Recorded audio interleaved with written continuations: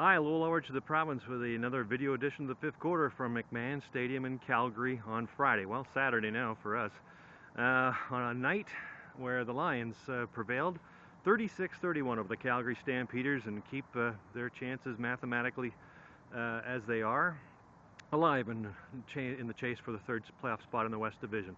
Interesting game all around. The Lions go up 20-0 in the first quarter and look very good doing so. They get stops from Stanley Franks. They get turnovers from Franks and Richard Jones with a touchdown. They score on the first offensive possession with Travis Lulay running in from 10 yards after the first play completion to Stephen Black. All looked good. Then the Stampeders rolled and rolled very impressively.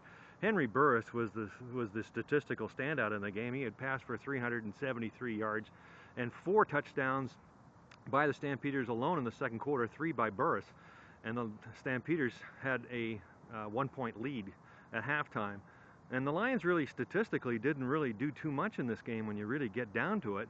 But they hung in and they got some defensive stops in the second half. And I guess if there is a statistical number for this team, it would be the 360 yards they got on returns. Not just from Giannis Davis, who had 5 touches and 132 yards, but to Andrew Harris. Certainly picked up the slack when the Stampeders tried to kick away from Davis. Harris 104 yards on kickoffs and another 71 on punt as well. So Andrew Harris really the standout for this BC Lions team on special teams.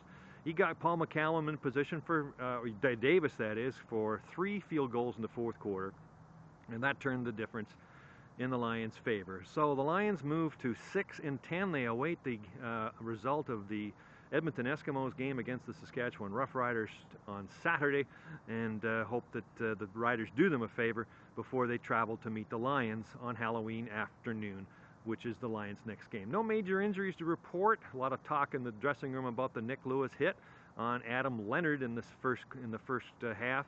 That certainly got the Lions' attention, but more importantly, they got a stop and they played solid defense. And even though they almost lost the game on the final play or the final drive when David Hyland looked behind him and saw R.J. Franklin have the winning touchdown in his hands only to drop it in the end zone, that did not happen, and the Lions got an interception and sealed a very, very important win. They're second in Calgary this year. 36-31, the final fifth quarter.